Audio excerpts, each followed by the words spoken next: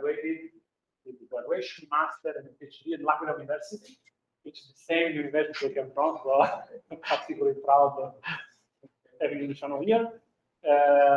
He worked for a long time to get the experiment. He was one of the leaders of the analysis of the get experiment of the paper, network paper, about the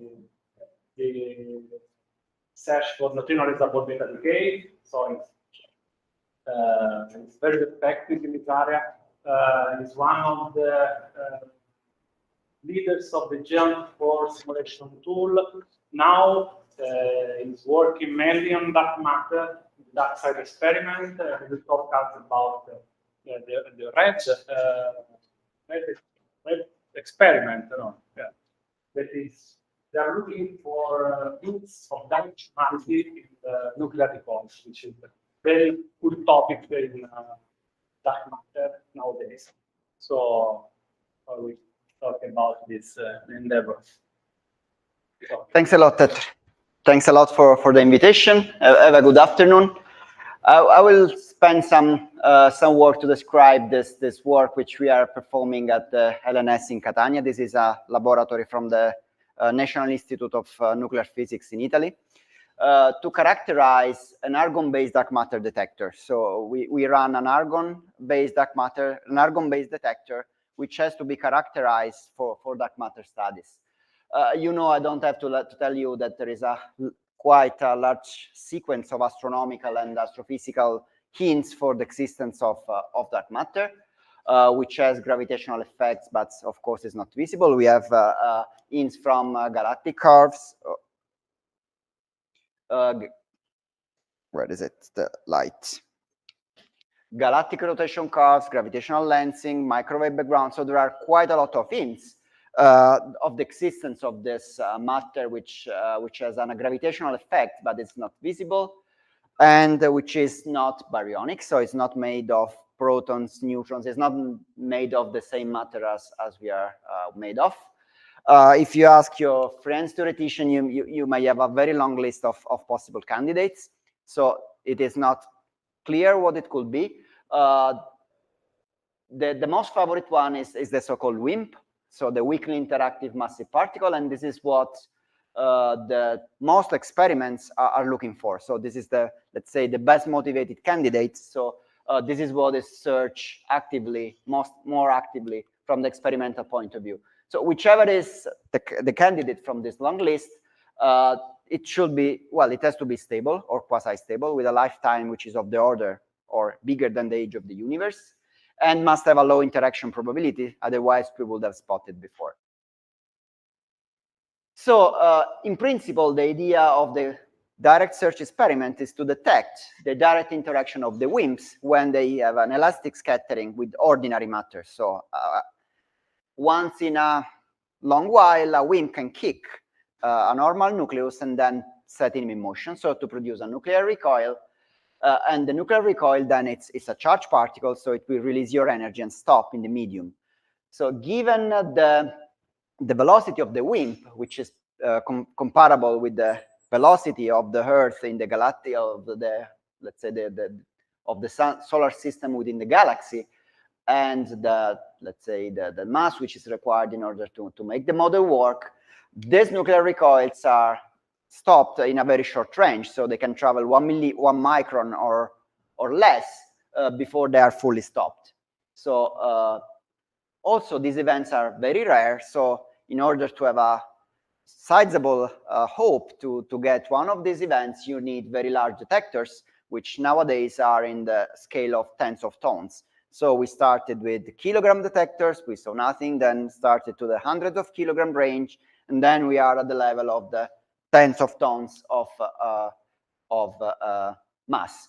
And also in this case, you really have to discriminate the interesting events against the background, which is much more abundant. So you want to find an event which is just a nucleus, which travels 1 micron, against all the possible environmental radiation, which is, of course, millions of times more likely to appear. So in order to make this experiment, this kind of experiment work, you need two basic ingredients. first of all, you have to take care of the radio purity of the material. So you have to pay very large attention, very specific attention to the fact that the material of yourself, which your experiment is made of, is not contaminated with the radioactive low traces of radioactivity. So radioactivity, uranium, thorium, natural radioactivity is ubiquitous in the universe, on Earth. So traces, contaminations of those elements are found in any terrestrial material. So you want to pay specific attention to reduce as much as possible this level of radio purity. And then you have to perform this experiment underground in order to reduce the flux coming from cosmic rays. So the DarkSide program at the Gran Sasso Laboratory in Italy is actually looking for weakly interacting massive particles, so for this specific candidate of dark matter using argon. So the target here is an argon nucleus. And the technology is to use double phase time projection chambers. Double phase means that in the same detector, a liquid phase and a gas phase coexist. I will come to this in a later at a later time. So the previous step of the project was the 50 kilograms. As I said, the experiments are scaling up in mass. So the old experiment operated a 50 kilogram detector. Then the next step is being prepared for a 50-ton detectors at Gran Sasso, which is called DarkSide 20K, which has silicon PM readout of the light. So the old experiment was using photomultipliers.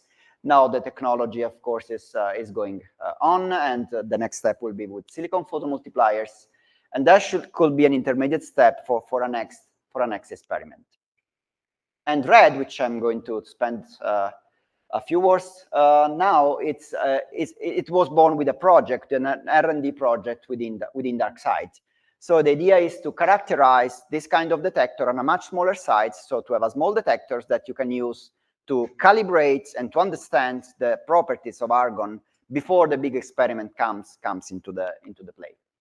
So this is the principle of working of a double phase liquid argon TPC. As I was saying, there is a part which is liquid argon, to which you apply an electric field. So there is a field here, and when you have an interaction of a particle, let's say a WIMP or any other particle, you have a light flash of scintillation light. This is a prompt signal, which is called S1. Then you are left with some electrons that are drift away from this electric field up where there is this gas phase. So there are another electric field which is stronger, which extracts the electrons from the liquid to the gas phase and accelerates them in order to produce a secondary flash of light. So you have, first of all, the prompt flash, which is given by scintillation. Argon, it's a very good scintillator. Then you have a delay time, which is the time which is spent by the electron to travel through the volume of the liquid phase under the action of the electric field. And then you have a secondary signal, which is this flash here, which is given by the multiplication in gas. And again, the distance in time between these two events is a measurement of how deep is the interaction in the Z coordinate, while the position of this flash, which is seen by photon detectors, gives you the light pattern, gives you the XY reconstruction. So this is a way to reconstruct the interaction position in X, Y, Z, and XY is given by the pattern of the light, and Z is given by the time delay between the two signals. So in this framework, ReD was born with many different goals. The main one, which is also represented by the name, which is recoil directionalities, is to check whether this kind of detector can be sensitive to the direction of the recoil. So if there is any directional sensitivity which is achievable by this kind of detector. The second goal, which came after in a second measurement run, is to measure the response of argon to very low recoil energies. So the measurements in the literature are down to, let's say, 6 or 7 keV, but you want to explore the range below this to cover the gap. So we had the first phase, which was in Naples, which was the characterization of the TPC to make sure that this detector can be stable over a month's time scale and can be okay for the next phases. Then we had a specific run, which was tailored to the directionality. So to check whether this kind of detector can be sensitive to a directionality, the direction of the nuclear recoil, and this was a run which ended slightly before the main lockdown. So we had our beam time a couple of weeks before the main COVID lockdown, and this came out with the paper. And then the third phase, which is the characterization of the response of the detector to very low energy nuclear recoils. The data taking was in 2023, and some preliminary results are already been presented. So let me introduce the main ingredients of this work. So the most important one is the TPC. So it's something which is this size. So the active volume, it's a few centimeters. So it's a cube of 5 by 5 by 6 centimeters. And the gas pocket, so the layer of gas which is on the top, it's 7 millimeters thick. I have to mention that the scintillation of argon takes place in the vacuum ultraviolet at 128 nanometers, where most of the light sensors are blind. So there is a coating made of a TPB, which is a substance which shifts the wavelength of these photons from the ultraviolet to the visible range to better match the quantum, let's say, the sensitivity of the light sensors, that in this case is made by a tile of silicon PMs. This is 5 by 5. There are 24 individual channels. They are read out individually on the top part, and this is in order to get information on the XY resolution, while there is another tile on the bottom, which is not so important to have all the 24 channels individually. So we summed up in group of 6. And the technology mostly comes from the DarkSide 20K experiment. So another important nice feature of the argon is that the light, the S1 timing is very different for nuclear recoils and for electron recoils. So you can distinguish neutron-induced events from an electron-induced event by looking at the time pattern of the S1. The scintillation timing is different in the case the interaction comes from a highly ionizing particle like a nuclear recoil or a proton, or a low ionizing particle as an electron. So you can separate recoils from nuclear recoils from electron by taking into consideration the basically the fast to total ratio of the scintillation signal. So this is a view of the TPC.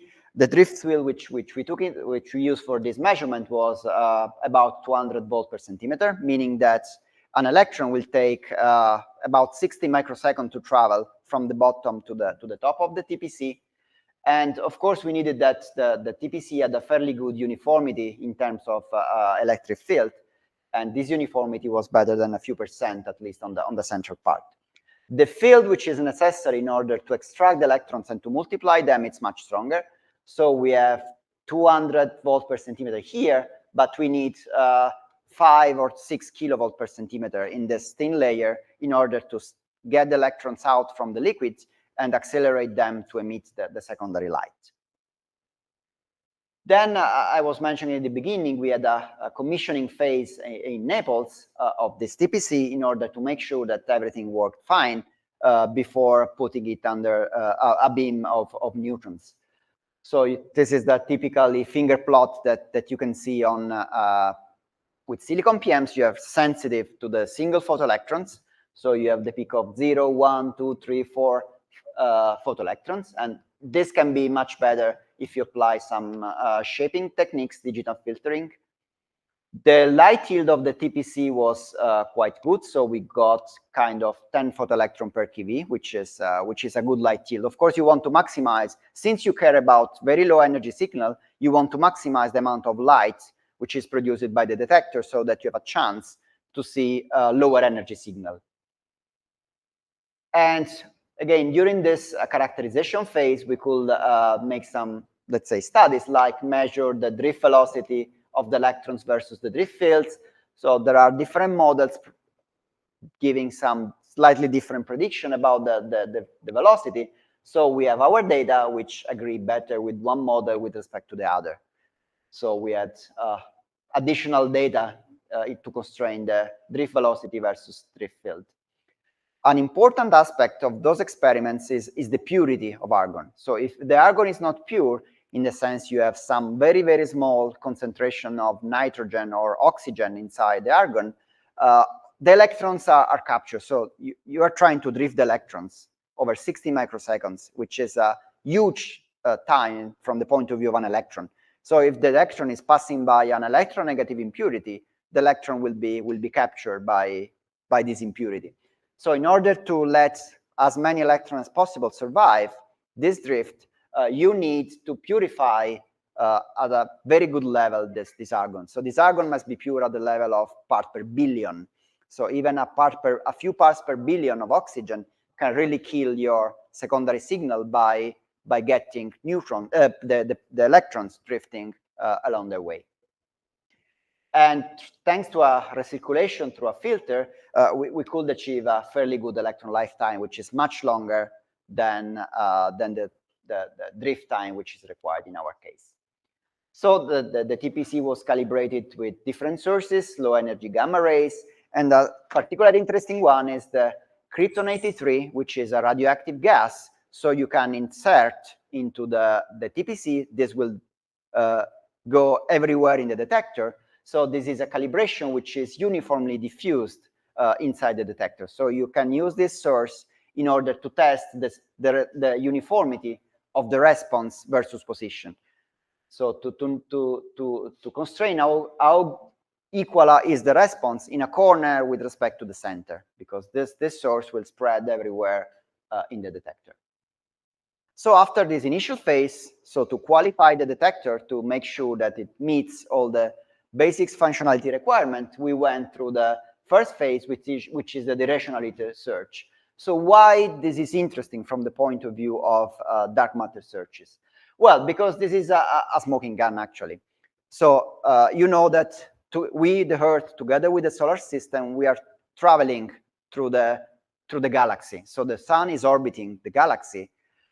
So if you take the assumption that the dark matter is a halo around the galaxy, we, together with the sun, we are traveling inside this dark matter halo. But so basically, if you sit on our point of view, you are running into a wind of dark matter particle.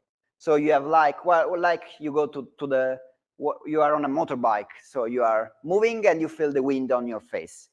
So since most of dark matter particle will be coming through, let's say, your face, you expect that most of the interaction will be in the opposite direction. So you expect that the dark matter will kick your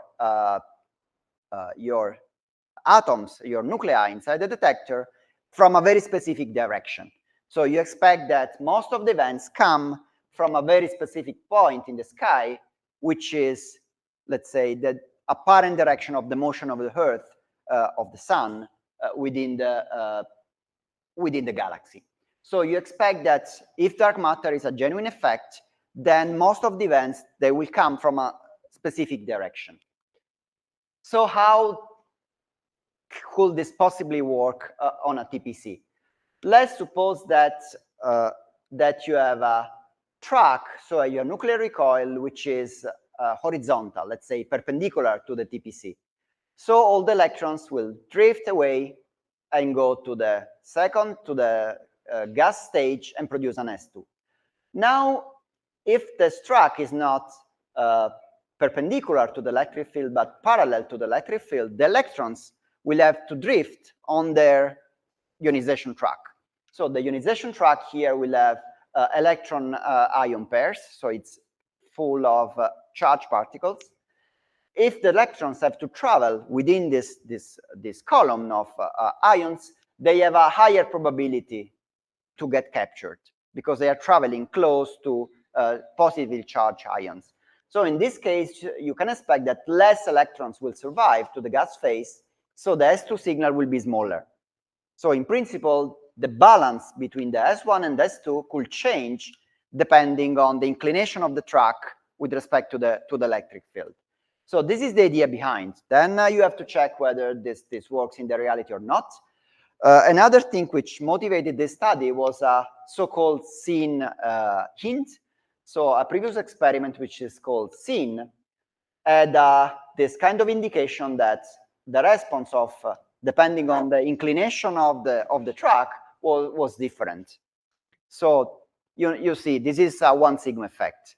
So it's not a measurement, it's a hint, but it's tantalizing enough to motivate further, let's say, further work. So they got the hint that the behavior of the detector is different depending on the inclination of the track, which is exactly what you will like to see. This is, let's say, a very welcome capability of a dark matter detector, because again, to have directional sensitivity means that you're able to pinpoint where the dark matter particles are coming from, which is a very strong signature for dark matter. So the ReD was born exactly to address this issue. So what you need in this case, you need to produce nuclear recoils at a specific angle. So you want to produce nuclear recoils, and you want to know exactly what's the direction and the energy of the nuclear recoils. How do you produce nuclear recoils? By neutrons. So the idea behind is that you shoot neutrons through this detector, and then you detect, the neutron will interact in the liquid argon, produce a nuclear recoil, and a scattered neutron. This is new billiard balls. So the neutron is behaving like a billiard ball, and it will kick an argon nucleus, and then the neutron will be scattered. If you detect the outgoing neutron, you know where the neutron is coming from, where the neutron is going, then that's a two-body kinematic. So you know exactly where the recoil is going. So if you detect the incoming and the outgoing neutron, then the kinematics will do the job, and you know exactly what is the direction and energy of the nuclear recoils. How do you produce neutrons? In our case, we did it by using a nuclear reaction. So we sent a beam of lithium-7 out on a proton target, basically a plastic target. So we have a lithium beam on proton. This produces a beryllium-7 and the neutron. Again, this is two-body kinematics. So if you measure the beryllium, you know where the neutron is going. So, and this was the approach that we took. So we measure the beryllium particle so that when you see the beryllium in a certain direction, you know that the neutron is going in the corresponding direction, which is given by kinematics. So you know the initial state and then the final state by detecting the neutrons after the interaction on the TPC. So the basic idea is this. So we shoot a lithium beam here on a carbon target, plastic, CH2. So in some of the cases, you have the associated production of beryllium-7 and the neutron. And if you fix the angle of the beryllium-7, you define the neutron energy and the neutron angle. Then you send these neutrons to hit your TPC, which is the detector that you want to characterize. And then you want to detect the outgoing neutron using a liquid scintillator. So basically, you have the beryllium-7 to know that the neutron is going, and this other detector to see the outgoing neutron. And everything is two-body kinematics. So if you measure all of this, you know exactly what is the recoil which is produced here and what's its energy. So this is how the real thing it was in practice. So we had this here. This is a vacuum chamber hosting the target. Then the TPC with this cryogenic infrastructure, and the nuclear and an array made of liquid scintillators, which is what you need in order to detect the scattered neutron. So those are made by, those were quite standard liquid scintillator cells, this big, so 3-inch liquid scintillator cells. And in order to clean the signal up as much as possible, you can do also time of flight. So you can distinguish neutrons from the other particles by measuring the time which is needed to go through the entire path.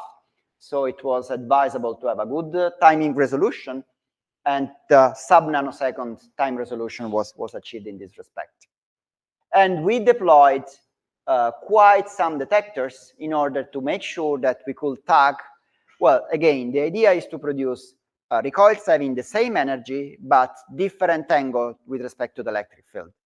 So each of these plastic scintillators was placed in order to tag neutrons, argon nuclei having the same direction, the same energy, but different directions. So this, I will come to this. So, and also we had this other detector here, which is a silicon detector to detect the beryllium-7. So you remember, when you see a beryllium, you know that the neutron is going in the other direction. So having this little detector here allows to measure the beryllium-7, which was a, let's say, allowing for having a tagged neutron source. So you know that a neutron is going in the other direction. So you know that when there is a beryllium-7 signal in a specific range, then you know that a neutron is going to hit the TPC. So as I was saying, we had a 2-week beam time slightly before the COVID. And if you set the angles, you can tune the specific energy that you are detecting in this kind of experiment. So all the angles were set up so that we were selecting argon recoils of 70 keV in the TPC. So we concentrated at 70 keV, which is in the range of interest for dark matter. So when you search for events in which there is the signal in the beryllium detector, in the TPC, and in the plastic scintillator, you end up with, let's say, this. Well, let me get back to this plot. So those are all the events that are detected by the charge particle detector. If you select the coincidences events, all of them will be here, because you have a neutron going in the direction of the TPC. So again, the signal is that you want to produce an argon recoil having a specific angle with respect to the electric field. So you care about signal having a triple coincidence, so a beryllium in the silicon detector, a signal in the TPC, and then a neutron signal in the neutron spectrometer and the plastic scintillator. And you want to check whether the response of this detector depends on this angle phi. So if argon, which is, let's say, 90 degrees, behaves different from an argon which is 45 or 0 degrees with respect to the electric field. So basically, you start with a lot of events, then you start selecting, you apply selection, and you end up with this peak of signal events. So you try to select events in which you have a clear correlation of all three detectors in order to set up a signal. And you are left with a background which is made by accidental coincidences, inelastic interactions, or multi-neutron scattering. So you start with quite a lot of events, then you start asking that there is a signal in the TPC, then there is a signal in the spectrometer, then there is a signal in the beryllium blob, and so on. So you clean it up until the signal peak appears here. And then of these events, you have to use some kind of modeling and determine whether there is really a difference of the response of the detector depending on the angle. So in principle, there are three basic, well, the two most trivial models that are used of this is the Thomas-Imel, which is short track. In this case, you have a blob of charge, which is symmetric. So you don't expect any directional sensitivity because everything is symmetric. So in this case, which is a limit, there is no directional sensitivity. The other extreme is a very, very long track, which is the so-called Jaffe-Birks model, in which you have a long column of charges. And in this case, you expect that there is a directional dependence which goes with this inverse sign of the angle. Then you have let's say, a more general model, which is by Cataldo et al., which is which is more complicated and gets back, and it depends on one parameter, R here, which is this model assumes that the cloud of charge that you produce, it's an ellipsoid, and R is actually the ratio between the long side and the short side of the ellipsoid. If R is equal to 1, this ellipsoid becomes a sphere. So it means that you are get back into the limit of Thomas Imel, so no sensitivity. So R equal 1 means no effect. If R is very large, so it means that the long side is much bigger than the short side of the ellipsoid, you are in this Jaffe-Birks regime. So the directional effects become stronger and stronger if R grows bigger and bigger. And R equal 1 means no effect. So this is the model that we used. If R is equal to 1, again, everything is spherically symmetric, so there is no preferential direction in any case. So in the case there is the R is equal to 1, there is a specific correlation of the two signals, S1 and S2, and you have no way to distinguish. But when you switch on the directionality effect, the balance between S1 and S2 changes. So the presence of an asymmetry changes the relative weight between S1 and S2.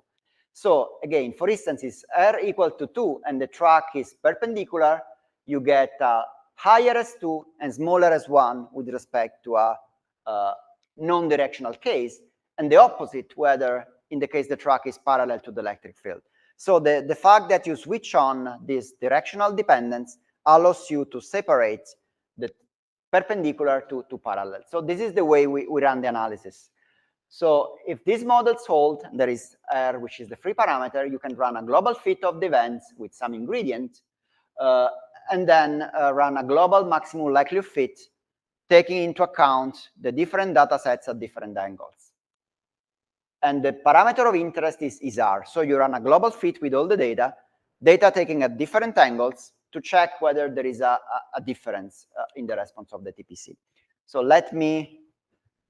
you see, this is the data set of S1 and S2, indicate that you are at 90 degrees, so it means that the track is perpendicular to the electric field, 40 degrees, 20 degrees, 0 degrees, and another 90 degrees. So basically, what the fit says is that the position here of the S1 and S2 does not depend on the angle. So S1 and S2 are not changing versus the angle. So this means that the data do not show any sensitivity effect, any directional sensitivity. If a sensitivity was there, the 90 degrees will be one in this side and the S2 will be in the other side. So all these peaks, they stay at the same position, which actually is giving a null result. So the best fit is R equal 1.03, which is basically consistent with R equal to 1. So from this data, again, different data sets taken at different angles show no difference in the response. If you take the two extreme case, 90 and 0, you should see that the peak is, in one case, is going to the left, in the other case, is going to the right, and the opposite here, and this is just not happening in our data. So basically, all these measurements gave, unfortunately, a null result, a result which is consistent with the absence of a directional sensitivity, which is unfortunate, but that's life in physics. So the data that we collected indicates that the cloud of charge is actually spherically symmetric. So there is no, at least at this energy, there is no indication of elongation on one direction that will allow for a directional sensitivity. Then I move to the second part, which is to reuse the same setup or a similar setup to calibrate the response of the detector at low energy. This is, let's say, a safer measurement because you really are doing a measurement of something that you know that exists. In the previous case, you were looking for an effect that may exist or not. In this case, you take a measurement. It's a calibration.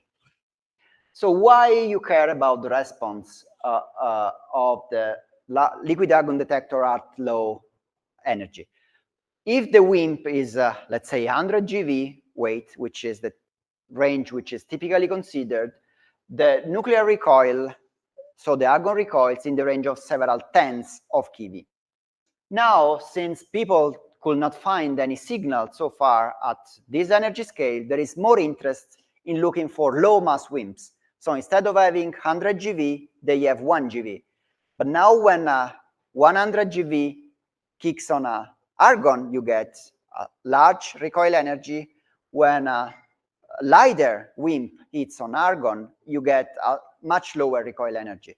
So it's like you are hitting a billiard ball using a tennis table ball or a bowling ball. So the recoil that you produce, it's very different. So if the WIMP is lighter, it means that the energy of the signal you're looking for is much lower.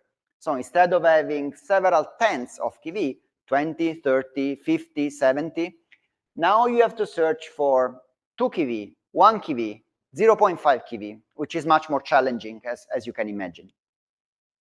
So here, again, the energy is much smaller, and it's so small that you typically lose as one. It's too weak to be detected. So the only thing that you can see is S2, which is bigger, and is measuring the electrons that are produced in the target. So there is quite some literature about S2 only searches by dark matter experiment. Dark side, xenon, so all the experiments, they are running this specific analysis in which they use only S2 to put limits on the low energy, low mass WIMPs. And this analysis is very sensitive on how good you know. So these are 2 different curves calculated in 2 different approximations for the 2 different models for the response. So the results of this measurement of this analysis is very sensitive on how good you know the response of argon at this low energy.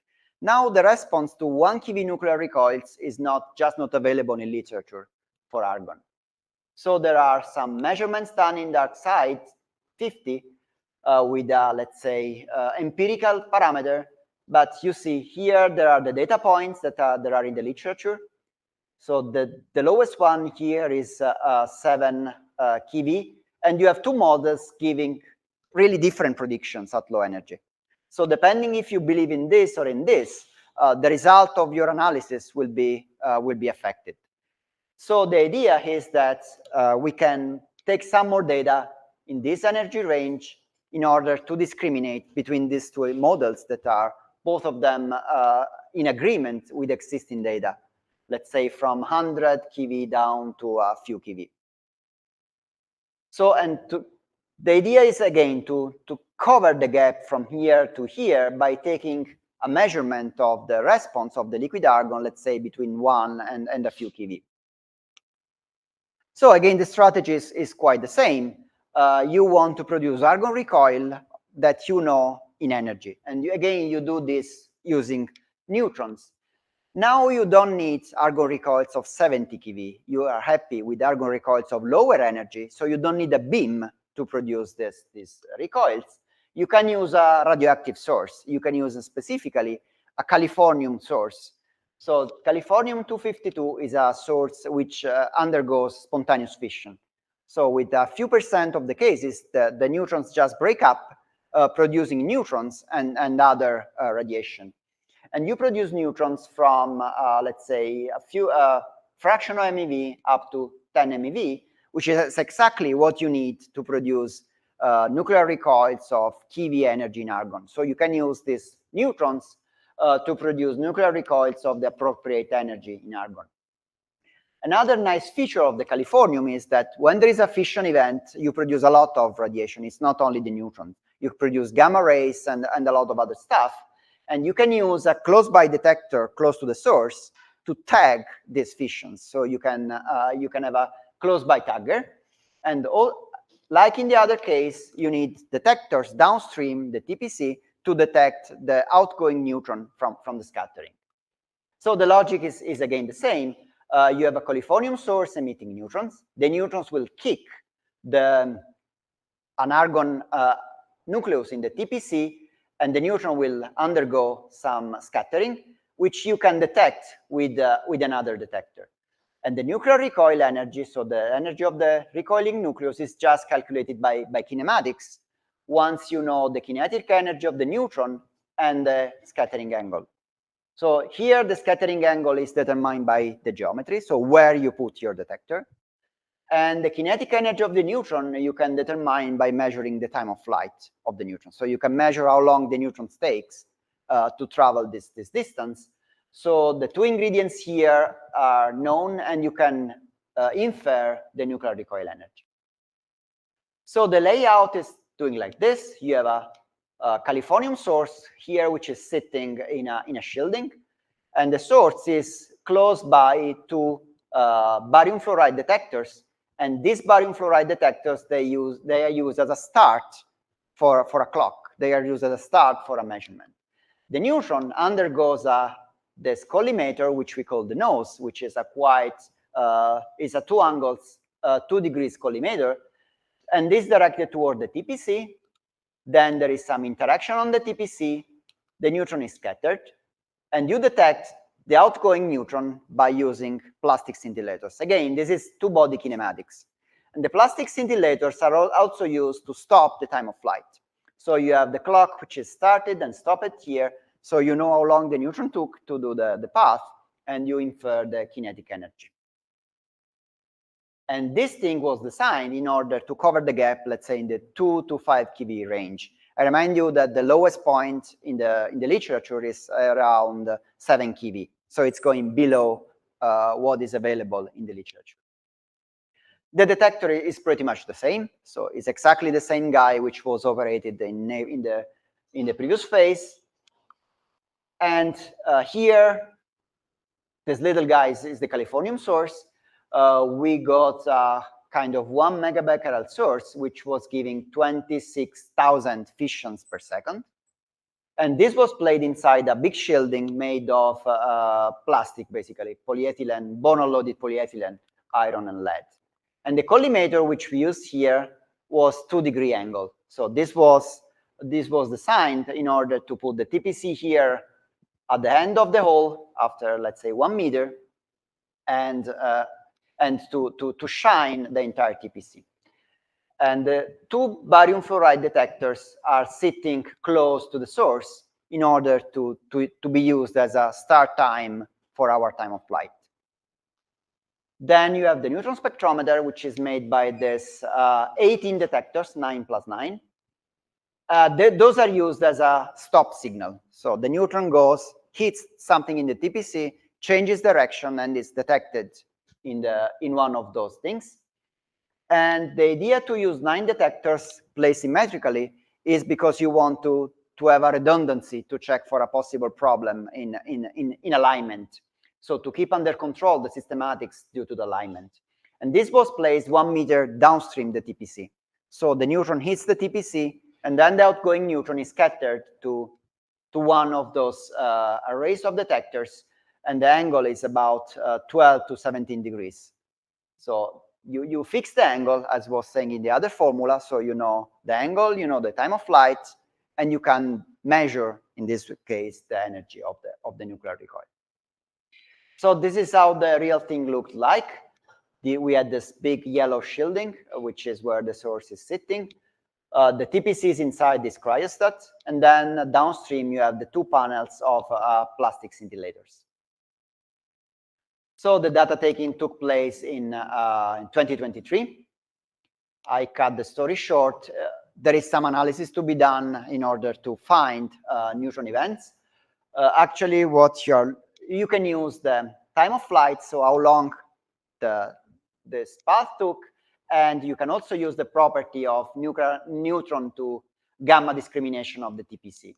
So you have a population which is really a flash of gamma rays, so it's not something moving at the speed of light, which means it's gamma rays.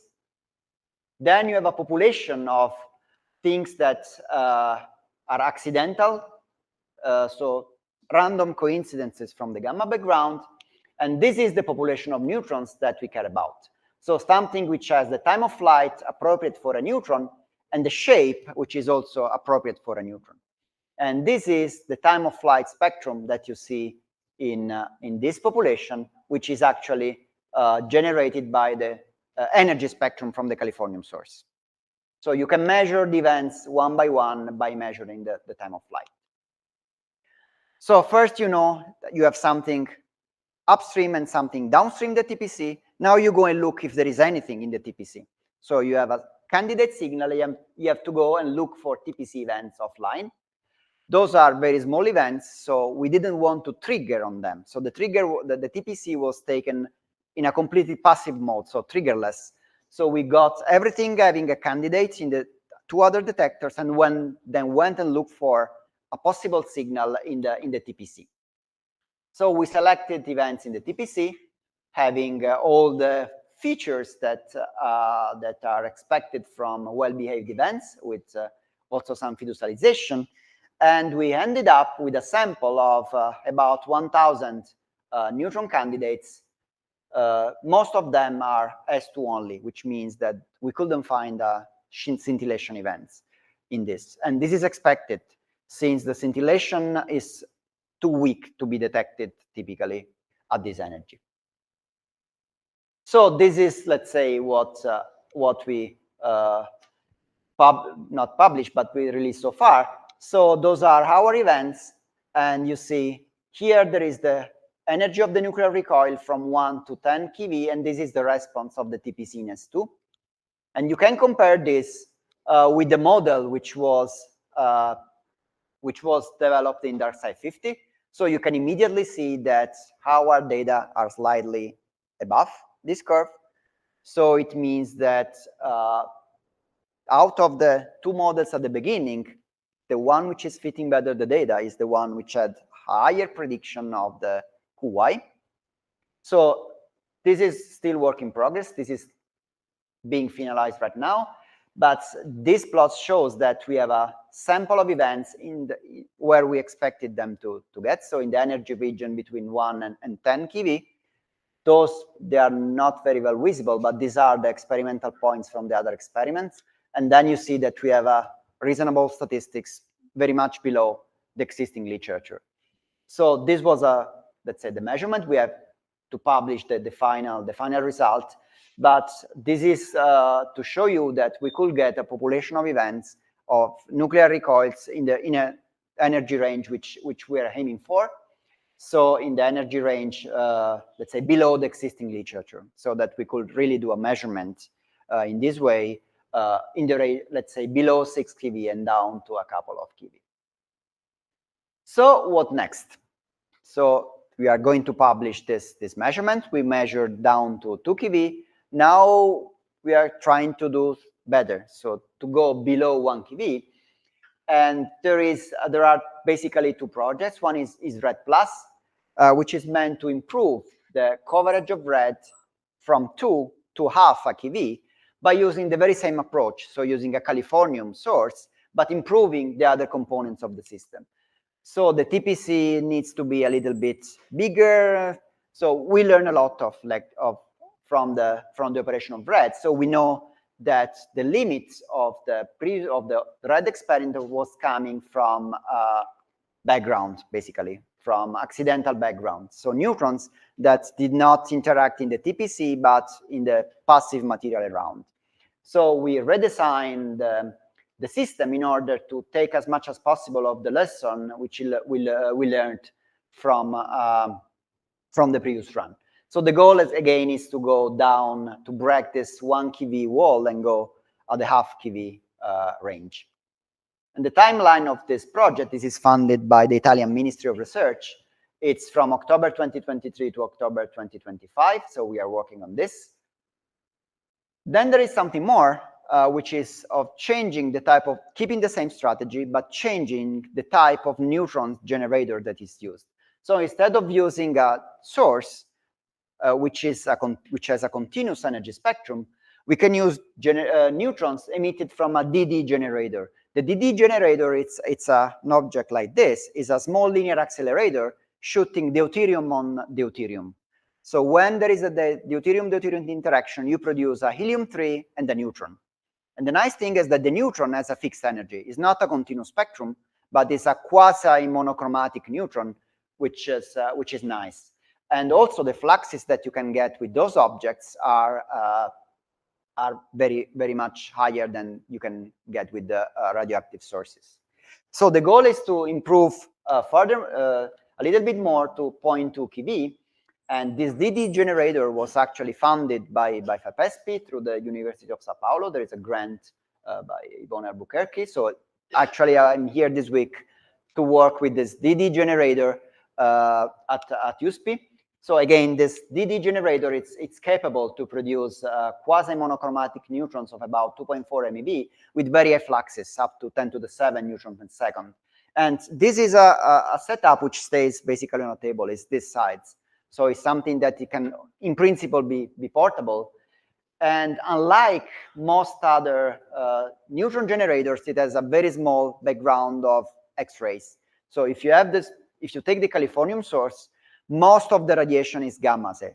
The neutrons are only a small fraction, which is, of course, a background for the measurement. Here, most of what is coming from the gun is neutron. And you can tag neutron by detecting the associated helium-3. So when you have the DD interaction, you produce a helium-3 and a neutron. If you detect the helium-3, you know that the neutron is going into a specific direction. And this is, we want to demonstrate this possibility of the neutron tagging at the vendor. So this is a commercial object. You can buy from a vendor, which is in this case is Adelphi from California. So this thing was delivered to USP in June, and right now we are working on this commissioning. And when it's done, this object will be shipped to Italy, and we will operate this at the LNS with the TPC in order to, for the second phase of this ReD plus, in order to get down to 0.2 keV. So I'm on the top of the hour, so I just flash my conclusion. So we have this small setup operating a small size TPC, which is providing information, let's say ancillary information for dark matter experiments. So first of all, we had this idea of checking the directionality, which unfortunately is not there.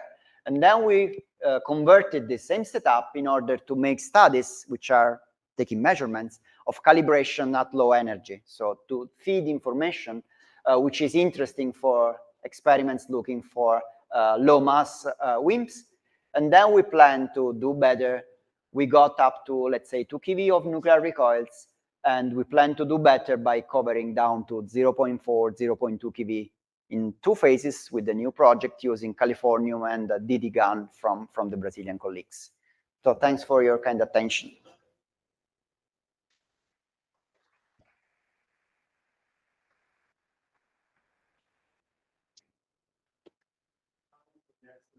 Questions?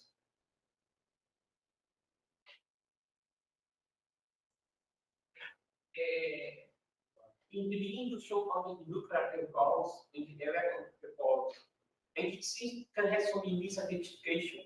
So you know how much is the misidentification? Well, the misidentification comes, well, this is one of the ingredients, but one of the food one. Of course, all the, yeah, I think you mean this one, right?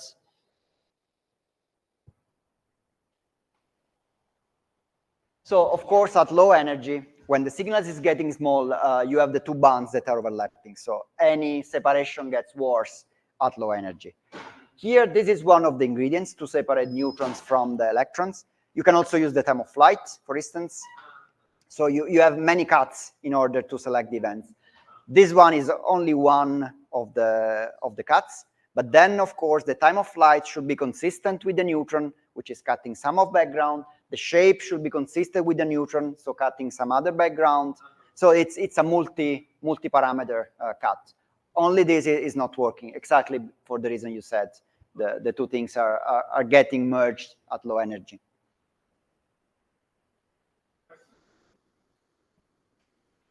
I do have a question.